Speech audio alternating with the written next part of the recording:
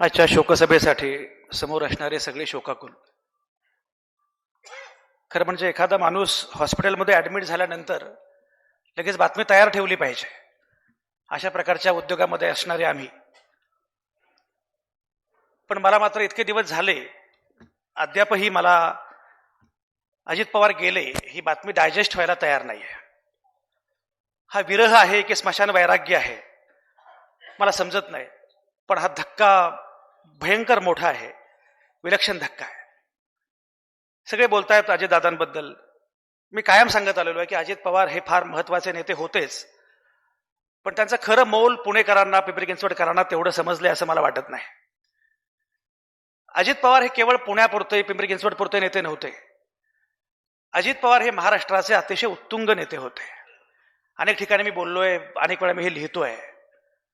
अजित पवार हे महाराष्ट्राचे शेवटचे लोकनेते. अलीकडचं राजकारण फार बदललंय.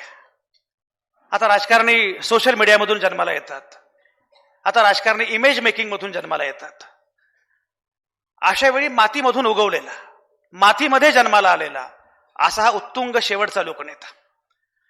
पण नेहमी असं वाटतं की अजित पवार काही महापुरुष नव्हते, राजकारणी होते. या काळाचे राजकारणी होते. मातीमधले सगळे गुण, सगळे दोष त्यांच्यामध्ये होते. पण सगळ्यात महत्वाचं म्हणजे ते ऑर्गॅनिक, सेंद्रिय अशा प्रकारचे नेते होते.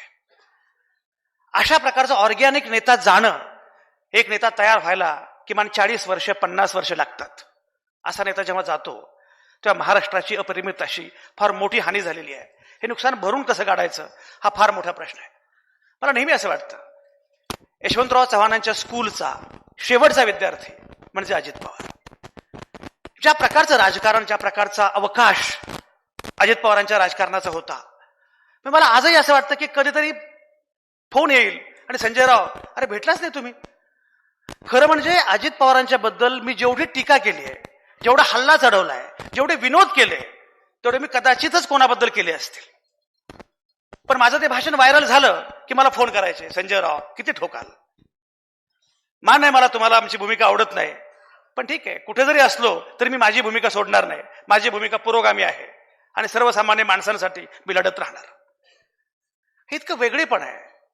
मला अनेकदा असं वाटतं की राजकारणाचा सगळा पैस इतका बदलतोय, राजकारण विखाराचं होत चाललेलं आहे. विखाराचा वणवा एवढा वाढतोय. अशा वेळी अजितदादा त्या वणव्यामध्ये गारव्यासारखे असे होते. हसणारा, विनोद करणारा, सेन्स ऑफ ह्युमर, नर्म विनोद, ही स्पेस राजकारणाची पूर्णपणे हरवत चाललेली आहे. अशा वेळी मला हे खूप महत्वाचं वाटतं. सगळ्यात महत्वाचं मला अजित पवारांबद्दल असं वाटतं की त्यांनी अख्ख्या निवडणुकीमध्ये, पुणे महानगरपालिका असेल, पिंपरी चिंचवड महानगरपालिका असेल, ही सगळी निवडणूक त्यांनी पूर्णपणे नेली विकासाच्या मुद्द्यावर. अजित पवार कधीही जातीच्या मुद्द्यावर बोलले नाहीत, धर्माच्या मुद्द्यावर कधीच बोलले नाहीत. कामाच्या मुद्द्यावर, विकासाबद्दल सातत्यानं बोलत राहिले, तीच मांडणी करत राहिले. तुम्ही कल्पना करा, म्हणजे 1980, 81, 82 मध्ये अजित पवार नावाचा एक तरुण पोरगा राजकारणाच्या रिंगणामध्ये आला. काटेवाडी सारख्या छोट्या गावातला मुलगा, दूध संघ, साखर कारखाने, डीसीसी बँक, असं ग्रामीण राजकारणाची चौकट असणारा असा एक पोरगा राजकारणामध्ये आला. असे अनेक लोक आहेत की ज्यांना शेती, माती, सहकार हे राजकारण कळतं, पण त्या लोकांना महानगर कळत नाही. आणि असे अनेक लोक आहेत ज्यांना महानगरातलं राजकारण कळतं, पण त्यांना शेती, माती, सहकार कळत नाही. हा असा एकमेव माणूस होता ज्याला शेती, माती, सहकार कळत होतं आणि त्याच वेळी महानगराचं राजकारण काय आहे तेही कळत होतं. राजकीय नेत्यांना मी कायम सांगतो, परवाही मी सांगितलं, प्रत्येकाचा शेवटचा दिवस कधी ना कधी येणार आहे. तेव्हा त्या शेवटच्या सभेमध्ये श्रद्धांजली म्हणून लोक आपल्याबद्दल काय बोलतील हे ठरवून आतापासून वागायला सुरुवात करा.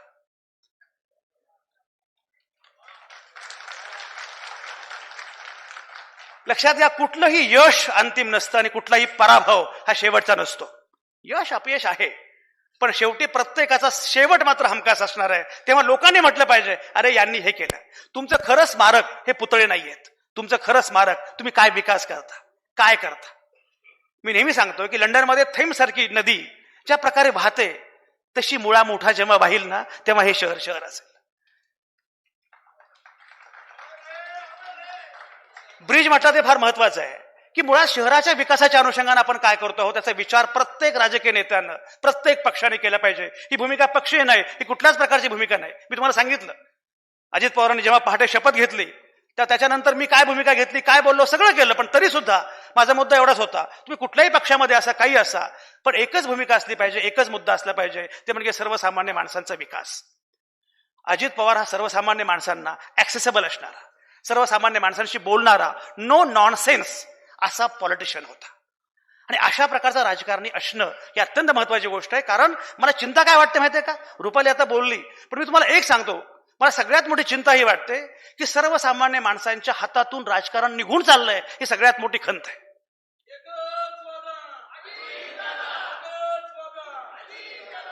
लोकांना कळत नाही की राजकारण, लोकांना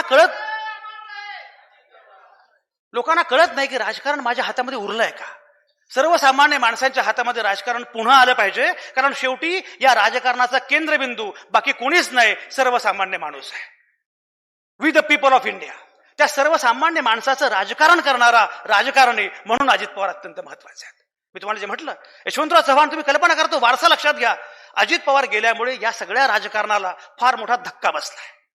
सहकाराचं राजकारण, शेतीचं राजकारण, मातीचं राजकारण, बहुजन राजकारण, हे सगळं राजकारण, ती स्पेस अत्यंत महत्वाची होती, ती स्पेस आपण गमावलेली आहे. आणि म्हणून येणाऱ्या कालखंडामध्ये अजित पवारांच्या बद्दल बोलताना केवळ स्मारक किंवा असा विचार करून चालणार नाही. हे कायम लक्षात घेतलं पाहिजे की शहरांचा विकास, ग्रामीण भागाचा विकास हा आपला केंद्रबिंदू असला पाहिजे. सर्वसामान्य माणूस हा केंद्रबिंदू असला पाहिजे. आणि राजकीय नेत्यांनी शिकलं पाहिजे, जरा हसत जा रे, जरा विनोद करत जा. तुमच्याकडे बघून अनेकदा असं वाटतं राजकारणांकडे की यांची अशी अवस्था, हे आपलं काय करणार आहेत. सहज हसलं पाहिजे. मला गंमत वाटते, अजित पवारांची सभा सुरू होती आणि सभेमध्ये अजित पवार म्हणाले एकच वादा, विकास, आणि विकासाला साथ द्या. तर पुढे आपला संबळ वाजवणारा होता, त्यानं जोर जोरात संबळ वाजवायला सुरुवात केली. अरे ते म्हटलं, अरे थांब जरा, मी त्यांना म्हटलं त्यांना म्हटलं साथ द्या, तुला नाही म्हटलं साथ द्या. ही जी गंमत आहे ना, ही करता आली पाहिजे. मी अजित पवारांना असं म्हटलं दादा तुमचं वय किती? म्हटलं 67. म्हटलं 67? वाटत नाही 70कडे झुकलाय तुम्ही. म्हणजे संजयराव, आपलं एक आहे, पहाटे उठतो, पहाटे कामाला सुरुवात करतो, थोडं खातो भाकरी, पुन्हा असं थोडं खातो भाकरी, आणि जास्त काम करतो, लवकर झोपतो, आणि मला झोप फार चांगली लागते. म्हटलं कशी काय झोप चांगली लागते? पण त्याचं कारण असं आहे, बोलतो आम्ही, सगळी चर्चा करतो, वाटेल ते करतो, पण शेवटी डोक्यामध्ये एक असतं, कोणाबद्दलही विखार नाही, कोणाबद्दल द्वेष नाही, कोणाबद्दल खुन्नस नाही, आपल्याला काम करायचं आहे.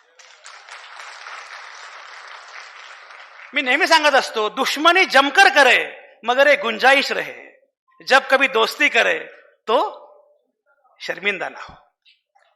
या प्रकारची दोस्ती करता आली पाहिजे, दुश्मनी पण करता आली पाहिजे. मी म्हटलं यशवंतराव चव्हाणांचं स्कूल काय होतं माहितीये, तेव्हा सगळे पैलवान होते, मल्ल होते. कुस्तीच्या आखाड्यामध्ये, राजकारणाच्या आखाड्यामध्ये शड्डू ठोकायचा, लढायचं, कुणीतरी जिंकणार, कुणीतरी हरणार, दोघांनी एकमेकांचं अभिनंदन करायचं, कौतुक करायचं, आणि दोघांनीही, जिंकलेला असो किंवा हरलेला, दोघांनीही लोकांसाठी काम करायचं. हे राजकारण आपल्याला पुन्हा एकदा केलं पाहिजे. आणि मला असं वाटतं की अजित पवारांना श्रद्धांजली वाहताना या प्रकारच्या राजकारणाची सुरुवात होऊ देणं. मी जे म्हटलं, मला 3 गोष्टी अजित पवारांच्या अत्यंत महत्वाच्या वाटतात. पहिली गोष्ट म्हणजे जमिनीत उगवलेला आणि आकाशाला गवसणी घालणारा सेंद्रिय ऑर्गॅनिक नेता, हा पहिला मुद्दा. दुसरा मुद्दा, नो नॉनसेन्स, जातीपातीचं, धर्माचं कुठलंही राजकारण नाही, गंडा नाही, कुठलं राजकारण नाही, हा दुसरा मुद्दा.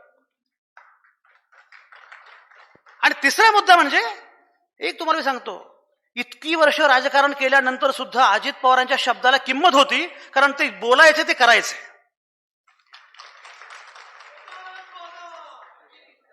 अनेकदा उलट काय होतं माहितीये का, हे एक बोलले ना म्हणजे बहुतेक करणार नाही, ती खात्रीच असते.